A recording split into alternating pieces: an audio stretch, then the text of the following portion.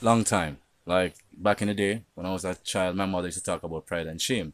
And she said, well, black people is always in this pride and shame thing because it's like we were always ashamed to show our true feeling, right? That we would actually cover up and hide the things that truly were of value. As a matter of fact, the pride and shame would make us even pretend when we really needed help that we had the help that we actually needed, right? And the fact is that we didn't actually have the help. But the pride and shame make us just, so tied up in ourselves. So we kind of evolved into this pride and the shame, because the shame is now when we come and you do something now because you're trying to keep up this pride, this image, this falling up with keeping up with the Joneses, and then you realize that you could not have kept up with the Joneses because, it wasn't genuine. You understand? So that shame coming now when they expose you, come on the big embarrassment. So we've all been through it, right? And if you're currently on that part now, you're going to go through that pride and shame, right? And the worst thing about it is that, as my mother would say, that they knew and still acted this way. So it evolved in grain and become a second generation, a third generation now in us as, indigenous as African people. People would be into such a subjugation. So my issue now is like me, I say, Jano, all right, certain times you're going through a thing. You don't want to share it with some people, right? But you're the pride now. John knows that. I'm not going to overstand on me. I said, I'm not going to really feel where I'm coming from. So this pride now, yes, it's pride because you are so protecting yourself, but yet something that has come into your consciousness could actually be of help to you and your fellow brethren and sister on the avenue. But because of your pride, you say, John, I really feel like, say, them would have believed me and want, understand or overstand where I'm coming from. So I'll just keep this to myself. Sometimes you keep it to yourself for years and you have missed your dreams, your hopes, your aspirations, in all of that. In all of that, what has escaped you is so much possibility. It's a response to a need and a desire was coming through you. You were listening, you were hearing, you heard, and then through pride, you close off yourself. Here's when the shame come now. There's a person up the hill, right? Maybe a little crack in the head. Crack in the head because rejected by so much. But then the word came unto them. They listened to the word and they started speaking the word. People, through their pride, to try to ignore and try to pretend as if there's nothing happening. But then the people who needed the word received the word and gave the acclamation of the word.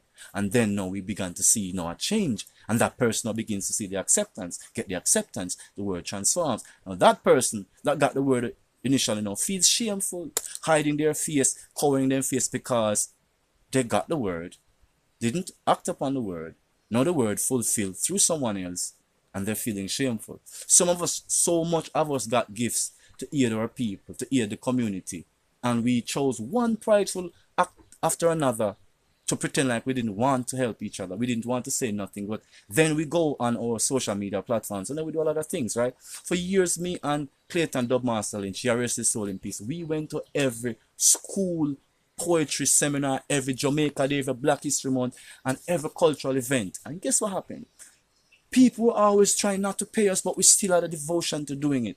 You could ask anyone. Sometimes they call it on tape. I would get into what they call spirit. And some Rasta people don't like when they say get into spirit, because they think, what kind of spirit is that? You understand me? Spiritism or whatever. But I would get into spirit, so to speak.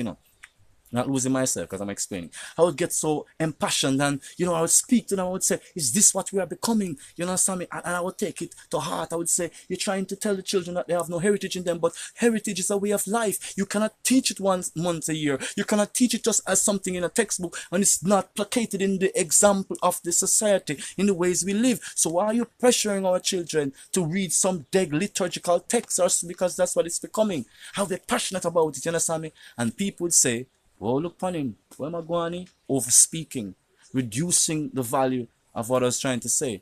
That we're being disingenuous in not allowing ourselves, our children, to live this cultural experience, this experience of truth, so we can really transform our communities and transform our lives. And over the years, here's the trick now. Since I've become awakened to the spirit of Yeshua, from my start at Jesus and Yeshua, guess what happened? A lot of these events, believe it or not, in a country they say they're Christian, and I'm not trying to accuse no one. I'm just saying those opportunities have dried up. I've not stopped singing. I've not stopped doing poetry. I'm still a talented poet. You understand me? But where's the jobs? Where's the jobs now? No one is calling me to do these. No one is saying come to the community center no more. No one is saying come to the schools no more. You understand me? That's the hypocrisy. You see? Because now I am now beginning to express something a lot of people are afraid of. If I was just saying the regular Jesus Christ stuff, the church would have invited me over. If I was saying the regular Rasta stuff, all of the Rasta brethren would have invited me over. But guess what? I'm not saying that. The pride in them now, not wanting to listen. You understand me? Because them already know what them know and knowing what they know. You see, the society, the culture, the reality is exactly what it is. There's pride and shame amongst black people. So true, I don't want the shame to come because that word came onto my heart by the grace of the Most High. And true, me go act the fool and act like the mad Christian Rasta, whatever you want to call me, mix me in a pot and throw me out. Fine. You have, haven't you? I'm still here. So I recognize I don't want to live in this pride and shame. You understand me? So me no need a big house to hide the hurting inside. To big fence to cover the fact say I cannot share with my community. Or we cannot spend amongst my peers. Yeah? I don't need this kind of existence to represent a detachment from my people. If I progress, my people should progress. And the progress of my people should be the destiny that we aspire to. That this progress should be the harmony of the entire terra firma. So this pride and shame should be removed from our consciousness altogether and allow the gift that is truly indigenous in us to come forward. Share within our brothers and sisters, share within the community, share within the constructs of all the thinking, all the possibilities. Some have more than some. So share heart, share love, share money who has it, right? Share goods, share kindness, share, be shared into, be poured into, pour out, pour in. Allow this outpouring, this inpouring to pour out, yeah? So we can break past this prideful, shameful activity. And we don't curse nobody because they must say Jesus, and we don't hate nobody because they must say Rasta, but because we should understand now how love should grow within us. So whose minds need adjusting will be adjusted. Whose spiritual focus and practice needs adjust will adjust. Right? And you will allow. And when the Spirit will try your heart, you will accept it. Because I know enough times the Spirit will try enough man heart. And they don't want to whisper, you don't know, John, I can't be able to learn me about that. I have to come say that. Well, it's knowledge, you know. You imagine how foolish I felt.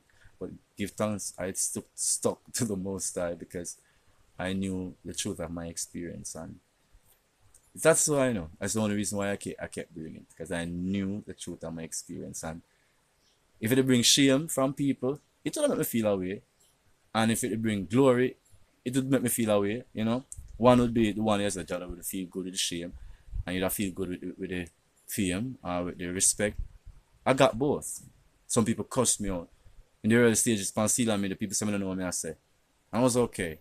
Because in my society, in my community, people have me as this really smart person. And then I put out some video and then the ego of many said I was kind of dunce. And I was like, wow, that's cool. So that just showed me something else. And I said, oh, the image of a man in a certain culture and the skin tone, oh my God. Wow, you're dunce. Ooh. I'm like, okay. Wow. I watch the stuff on TED Talk and we know it ain't that special sometimes. A lot of times it ain't. It's just existentialism.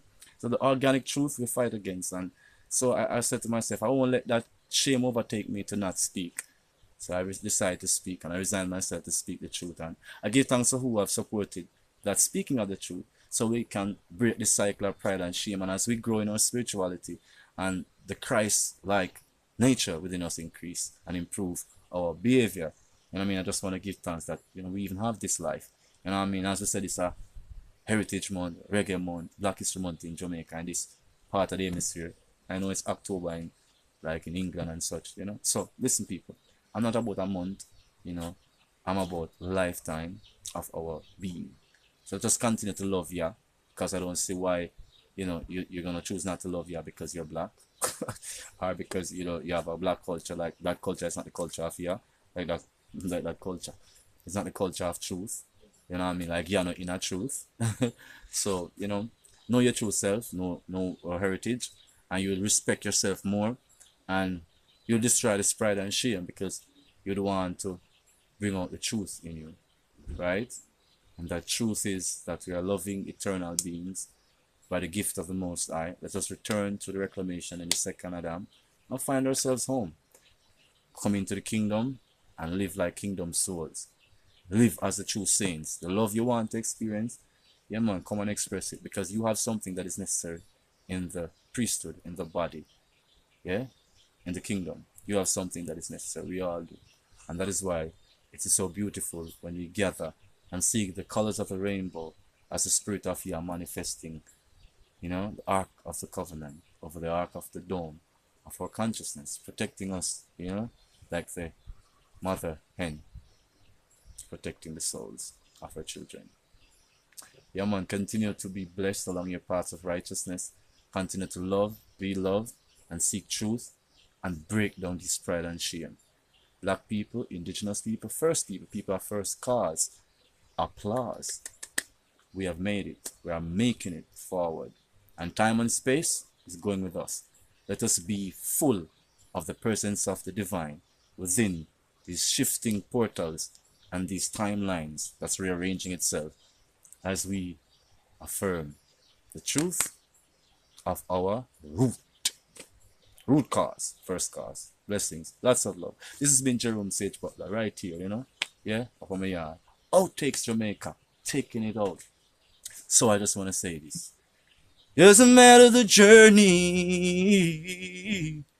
doesn't matter the life. Rely on the source of man, rely on the source of life, rely on the truth, rely on the love. Yah is for all. Break away from your pride, dissolve your shame, and come inside.